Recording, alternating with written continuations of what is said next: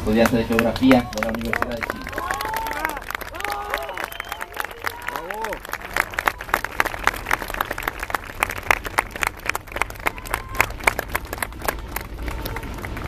Bueno, yo en breve reiterar el agradecimiento que hace la compañera Natalia a los organizadores, pero sobre todo a su presencia, a la diversidad del público presente acá, no es solamente jóvenes, sino que también veo trabajadores y gente de juventud acumulada, como le decimos nosotros en Chile. Y bueno, tenemos un ruido atrás bastante fuerte, pero estamos acostumbrados a tener que levantar más la voz para hacerlo escuchar, así que creo que no hay problema en eso. Y bueno, yo quisiera resaltar la importancia también de esta visita, que no solamente se ha dado en México, sino que hemos estado viajando a distintos países de Latinoamérica y el mundo, no solamente yo, la Nati, sino que otros compañeros y compañeros que fueron parte activa del movimiento del 2011 y de mucho antes, para poder empezar a establecer un diálogo más real, más material, más directo con los distintos pueblos que viven realidad muy parecida a la chilena, que muchas veces no nos habíamos dado cuenta por el sesgo de los medios de comunicación, pero que nos vamos dando cuenta en esta interacción, en esta experiencia, en estos encuentros, de que hay muchas relaciones en común y muchas de las luchas que se han levantado de alguna u otra forma señalan un camino similar de transformación social, política, económica, incluso cultural. Y es muy importante también esta visita para romper algunos mitos, no solamente que yo creo que ya ustedes a esta altura lo conocen bien, de que en 2011 muchos medios decían que se levantó un movimiento como por generación espontánea. Y espero que ustedes entiendan que lo que sucedió en 2011 no fue eso, o sea, fue una construcción bastante larga y de la cual nosotros fuimos portadores, no somos los que vinimos a inventar la rueda de las demandas que se levantaron o de las luchas, sino que nuestros padres, nuestros abuelos también pelearon por lo que nosotros estamos peleando. Un caso que refleja fielmente esa situación fue la construcción, por ejemplo, de la Unidad Popular, que se vio truncada por la dictadura, pero que de alguna manera surgen nuevamente sus ideales en el periodo de la transición política y ahora que hace síntesis en 2011. Y bueno, además de eso, hay algo muy importante, porque no es menor que Chile hayamos sido de alguna otra forma el ratón de laboratorio del experimento neoliberal. La dictadura del 73 hasta la década de los 80 no fue simplemente para destruir el masismo, los agentes de izquierda, asesinarlas, torturarlos, exiliarlas, sino que fue pensada para imponer un modelo económico, político y cultural llamado neoliberalismo, el cual después se trasladó hacia otros países de Latinoamérica y el mundo. Y ese modelo ha tratado de defenderse constantemente. Ese modelo se ha exportado hacia Latinoamérica y hacia el mundo como un modelo ejemplar, justamente para poder ser implementado en otros países. Y nosotros vivíamos escuchando en Chile en la época de la transición de que éramos los jaguares de Latinoamérica, de que éramos el ejemplo a seguir, de que teníamos una política macroeconómica ejemplar, que teníamos crecimiento económico también ejemplar, destacable a nivel mundial. Y no era menor, y no ha sido menor en estas giras que hemos hecho, escuchar a muchos estudiantes o profesores decir, oye, a nosotros muchas veces se nos dijo y se nos sigue diciendo de que el modelo educacional, por ejemplo, en Chile, es un modelo que tenemos que implementar acá. Que ya no, la gratuidad es obsoleta, que hay que empezar a instaurar un financiamiento... Se están mojando. ¿No?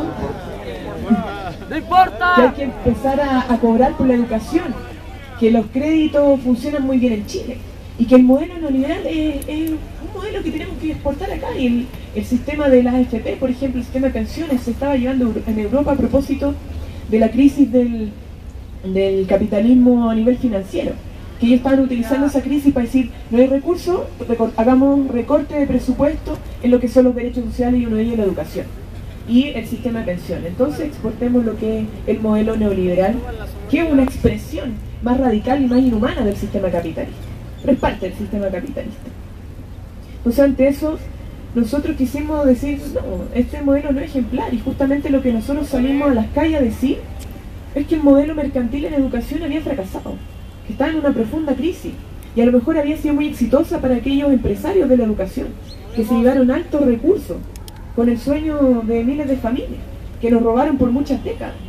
Muchos empresarios que también, muchos de ellos son parlamentarios, tanto de la derecha como sectores de la concertación, y que estaba fracasado porque nuestra educación no había sido pensada para profundizar esa democracia anhelada que queríamos, o para construir una sociedad democrática y libre. La educación en Chile fue pensada para reproducir las desigualdades, para profundizar las desigualdades.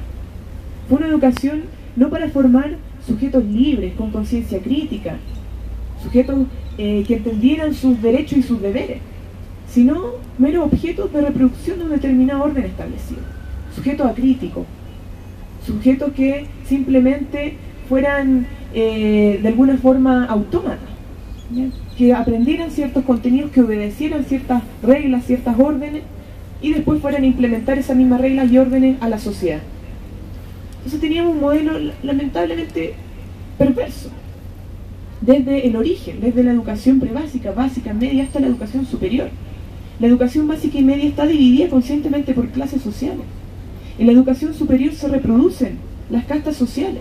Hay educación para intelectuales funcionales a la élite gobernante, hay educación, universidades para formar los futuros cuadros directivos de las grandes empresas de sus padres, hay educación para formar mano de obra cualificada o mano de obra barata, y educación para formar también agentes residuales que, si bien obtienen un título, no logran trabajar en ninguna parte, y si logran trabajar en situaciones muy precarias.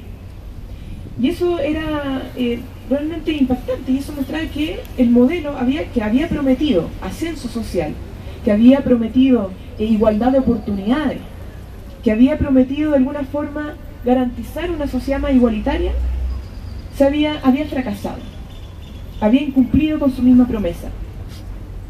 Y eso también nos llevó a entender que la educación en Chile, instaurada, el modelo educacional fue implementado en la dictadura y fue profundizado después. Hay mucha responsabilidad también de otros sectores que no son de la llamada derecha.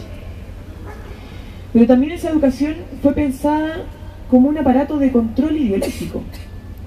Porque nosotros concluimos de alguna forma que la destrucción de la educación pública, que se hizo de manera muy consciente, no fue simplemente para abrir un negocio rentable con la educación, que se viera la educación como una mercancía, como un bien de consumo, y ahí entraron una cantidad de empresarios, se abrieron muchas instituciones. Claro, fue un negocio muy rentable, pero no era el principal objetivo. El principal objetivo era destruir todo aquel espacio público que permitiera generar contrahegemonía a los ideales de las clases dominantes. Los espacios públicos, las universidades, están viviendo procesos de reforma universitaria antes de la dictadura, y eran considerados por la gente derecha que era la plaza del enemigo interno. ¿Por qué? Porque había debate, porque se discutía políticamente, se contraponía en visión ideológica, y se estaba pensando a través de la educación y de las reformas necesarias que tenía que llevar la educación en cuanto a su democratización. Se estaban pensando transformaciones de país estructural, a nivel del modelo económico. Se estaba llevando la reforma agraria con el gobierno de la Unidad Popular, y la educación jugó un papel fundamental en la reforma. Los estudiantes que iniciaron con los académicos y funcionarios esa reforma estaban pensando también esas transformaciones, estaban pensando alfabetizar al campesinado en el contexto de la reforma agraria. Entonces, ¿cuál fue el objetivo? Claro, reproducir desigualdad, reproducir una sociedad dividida por castas sociales, abrir un negocio lucrativo, pero también instaurar una ideología funcional al modelo neoliberal, que no permitiera que hubiese debate, que no hubiese organización estudiantil, que no hubiese organización de los trabajadores, que no hubiese una democratización efectiva en las instituciones para poder pensar un proyecto de desarrollo de país distinto. Y el pueblo en su conjunto fue víctima de una educación reductora. Y hasta el día de hoy tenemos una educación, tanto en el plano privado como en el plano público, reductora, que no te garantiza una formación integral, una formación crítica, que no permite formar ciudadanía, que no se constituye como la antesala a la democracia, porque muchas instituciones son jerárquicas, son antidemocráticas, y no respetan la diversidad de visiones, el pluralismo. Hay muchas instituciones privadas y públicas que ciertas áreas del conocimiento las vetan, o las anulan porque ya no son rentables en el mercado. Hay universidades privadas, un caso ejemplar, que no es un proyecto lucrativo o de negocio, sino que es un proyecto ideológico, una universidad privada bastante importante en Chile, donde prohíben en la biblioteca a Hegel. No tienen Hegel, porque es como atenta contra los principios ideales, además una universidad del Opus Dei. Y hay universidades públicas como la mía, donde producto de la lógica del autofinanciamiento a la que se ven sometidas, porque el Estado no las financia, o en un porcentaje muy mínimo, un 19% de su presupuesto, tienen que autofinanciarse, entonces tienen que hacer prevalecer a las carreras que son más rentables. Y economía ya no es rentable, ingeniería comercial sí lo es. Entonces ya no se imparte economía. Entonces habla de política económica o de economía política. Entonces se imparte una carrera en función del análisis del costo-beneficio, porque eso, si tú educas a tus estudiantes en eso, van a poder ganar plata después. Van a poder ingresar a empresas porque tienen otra concepción. Entonces, eso fue bastante complejo y nosotros por eso salimos a la calle a decir, hoy necesitamos recuperar nuestro derecho a la educación en primer lugar, porque nuestra constitución política no garantiza el derecho a la educación. El Estado garantiza la libertad de empresa, la libertad de enseñanza, o que la familia garantice el derecho a la educación pagando por esa educación, pero el Estado no se hace cargo. Pero también era recuperar la educación pública, y aquella educación pública formadora de sujetos de transformación social, no una educación pública reproductora de las actuales desigualdades, o de la actual visión ideológica del modelo neoliberal, que forma individuos apáticos, individualistas, consumistas, exitistas. No queremos esa educación. Y rápidamente también nos dimos cuenta de que la reforma estructural que nosotros demandamos en la educación, y esto tanto en el ámbito público como privado, y eso es importante porque lo que pasa aquí en México también llama la atención, que haya surgido el movimiento Yo Soy 132 de una universidad privada, algo que sorprende, porque históricamente las universidades públicas las que han generado mayor movimiento, de debate político, y las privadas no tienen una gran trayectoria política, no tienen esa tradición. En Chile pasa lo mismo. En Chile las universidades públicas son las que más se han movilizado siempre, y las privadas, porque no tenían organización, porque se organizaban, los perseguían políticamente, etcétera, no aparecían mucho, pero hoy día se están movilizando, y en Chile este año hay una gran movilización de la Universidad del Mar. Los estudiantes de la Universidad del Mar, una universidad privada, una de las más grandes e importantes, porque el rector de esa universidad renunció producto del lucro que se está generando. Lucro que a propósito el gobierno y el Ministerio de Educación decían que no existía, porque la ley prohibía el lucro, pero en la práctica todos sabemos que se estaba lucrando. Y el rector renuncia porque 600 millones de dólares se estaban utilizando para el pago de un arriendo en una inmobiliaria cuyos dueños son los mismos de la junta directiva de la universidad. Entonces dice, esto no puede ser, además que teníamos una deuda con los trabajadores, de lo mismo 600 millones de pesos por su remuneración anual le estaban pagando. Entonces en vez de pagarle a los trabajadores, estaban lucrando. Bueno, eso generó un escándalo y los estudiantes se están movilizando. Entonces, de alguna forma, en este movimiento también se abrió el mundo privado y está incorporando a los estudiantes de ese mundo para tener una propuesta de reforma estructural sistémica que abarque a la educación tanto pública como privada en todos sus niveles. Pero bueno, nos damos cuenta de que de alguna forma toda esta demanda de cambio estructural en la educación, que concitó tanto apoyo el año pasado incluso, no va a ser posible si es que no hay otras transformaciones profundas en nuestro sistema político, sobre todo en nuestro sistema político. ¿Y por qué lo digo? Porque la crisis no está solamente centrada en la educación de mercado. La crisis que se vive en Chile tiene que ver con una crisis de la desigualdad que genera un modelo de desarrollo determinado, que es el modelo neoliberal. Es decir, que la profunda desigualdad que existe en Chile, que es una de las más grandes del mundo, es aberrante. O sea, tenemos un gran crecimiento, una gran riqueza del PIB per cápita, pero que realmente se concentra en un grupo muy reducido. Pero bueno, no se debe esa desigualdad solamente a la concentración de la riqueza en un puñado de empresas o de familias más adineradas en Chile, sino que también se debe a cómo funcionaba el sistema político, que hace funcionar a la reproducción de ese patrón acumulativo de la riqueza. Tenemos una crisis de nuestra democracia. El problema no es solamente de la educación, sino que de la calidad de nuestra democracia. ¿Por qué? Porque la democracia está representativa, que tampoco representa, porque si fuera realmente representativa quizás estaríamos un poco más contentos. Pero esta crisis de la democracia representativa se hace evidente, ¿no? Tenemos un sistema político obsoleto, que además es pinochetista. O sea, nosotros el problema en Chile es que, claro, resolvimos el problema del dictador, y el dictador se fue, pero no resolvimos el problema del modelo que dejó el dictador. Y ante eso le dijimos, chuta, no valía la pena, o sea, no fue suficiente esta llamada transición a la democracia, sino que teníamos que en verdad cambiar la base estructurante del actual modelo que está en la Constitución Política de Chile. Y esa Constitución Política es la que no nos deja avanzar.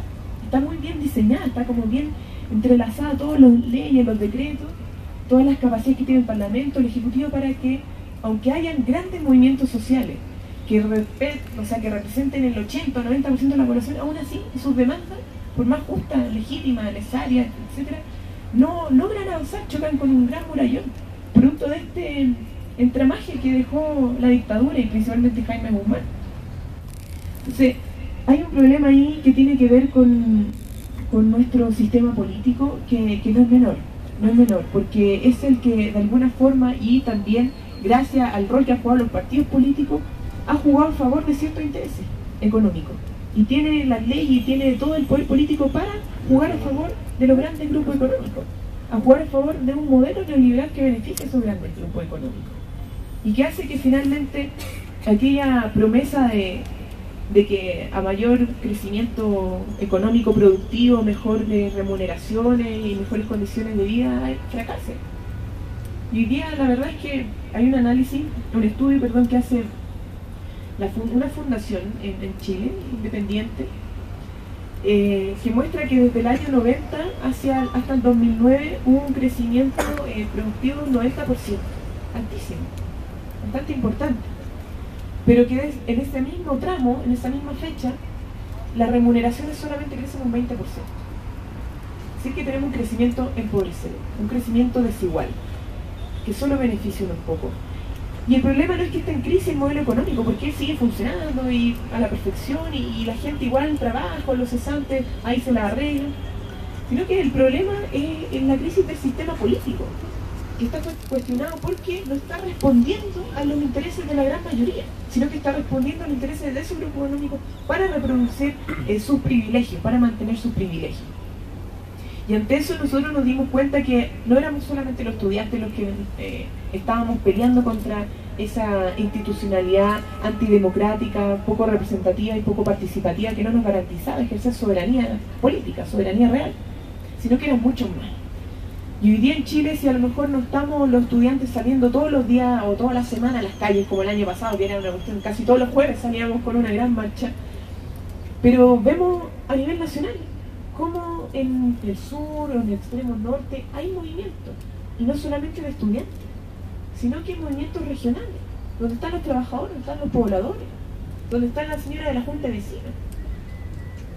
En Calama, por ejemplo, hay un gran movimiento social que se genera a través de una asamblea ciudadana pidiendo la renacionalización del cobre.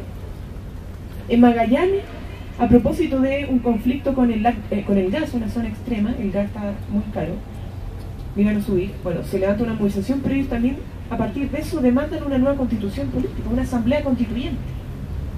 Hay otros movimientos que demandan también un respeto hacia el medio ambiente, frenar esta depredación ecológica que genera el modelo neoliberal.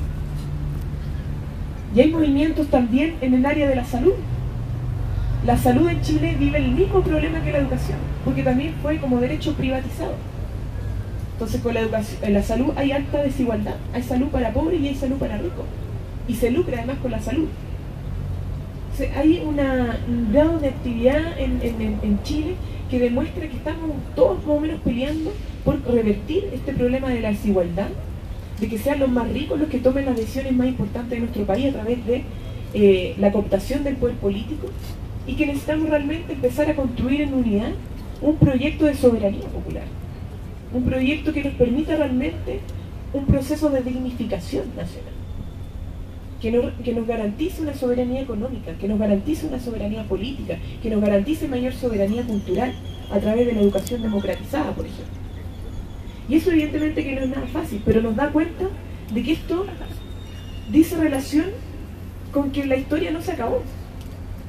Nos habían planteado por mucho tiempo que era el fin de la historia, que era el fin de los grandes relatos, de las grandes construcciones, de la aspiración de los movimientos sociales a luchar o a disputar un nuevo orden social, una nueva hegemonía.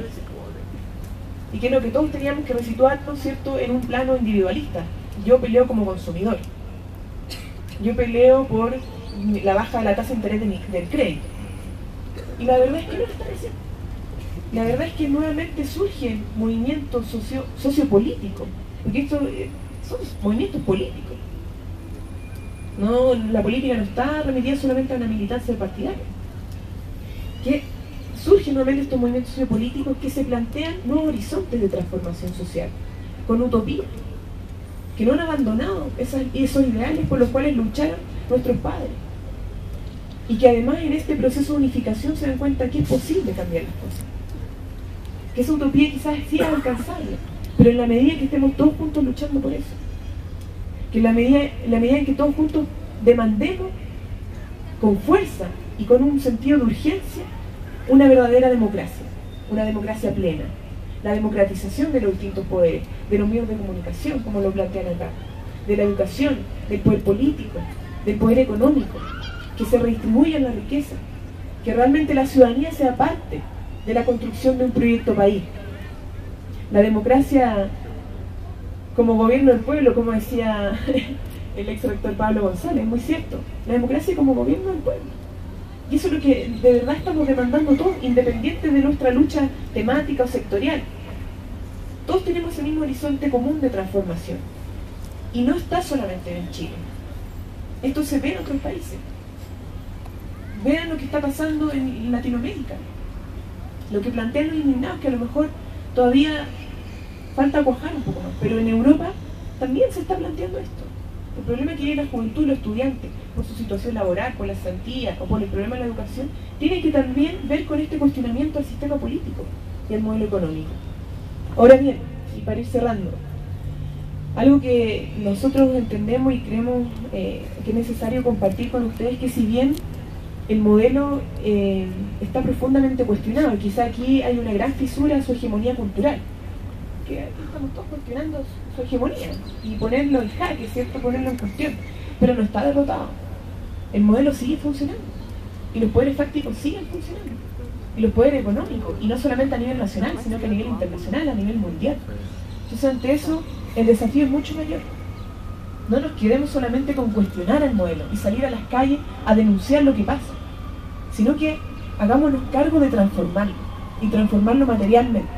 Y para eso se requiere fuerza, se requiere unidad a pesar de las diferencias, y se requiere luchar, aunque en eso se nos vaya la vida, compañeras y compañeros. Muchas gracias.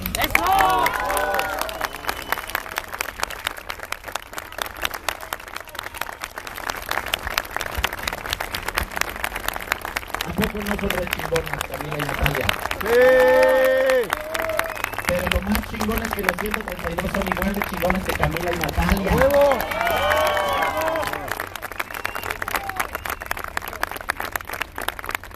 Lo que necesitamos es una alianza de chingones y chingonas, carajo. ¡Quédate en México! ¡Sí! Existimos. Cásate conmigo. Bueno, muchas gracias a Camila y a Natalia por su claridad. Gracias a los estudiantes de Chile por ser un resurgir. Es que sí, es una cosa tremenda esto que con lo que cerraba Camila. El sistema sigue funcionando y nos sigue jorobando día con día. Pero lo que no se esperaba es que en su laboratorio de pruebas, en donde con represión y saña arrasó con el suelo, en donde el suelo se bañó de sangre, más o menos como aquí, pero durante muchos más años, donde a los hijos de los comunistas los adoptaban los militares para quitarles la memoria, para quitarles toda raíz. ¿Qué creen que pasó, señores jaguares de Latinoamérica? ¿Qué creen que pasó, economía política y macroeconomía ejemplar? Pues que resurgieron los estudiantes criticando y cuestionando. Gracias a los estudiantes de Chile por ser ese resurgir. Y cuando Emilio Azcárraga Llán y Ricardo Salinas Pliego creían que se podían burlar de los debates como eventos de poco rating, ¿qué creen? Que una generación educada ya no por el Chavo del 8, sino por sus contenidos que son todavía peores que el Chavo del 8, les dijo: no estamos de acuerdo. Voy a hacer una pequeña labor de cierre, que vivan los resurgires. En esta mesa se ha hablado mucho acerca de que esto no es generación espontánea, acerca de que hay una historia y hay mucha memoria detrás de la efervescencia de hoy día. Y yo quiero relacionar esta historia y esta memoria con nuestra capacidad de indignación.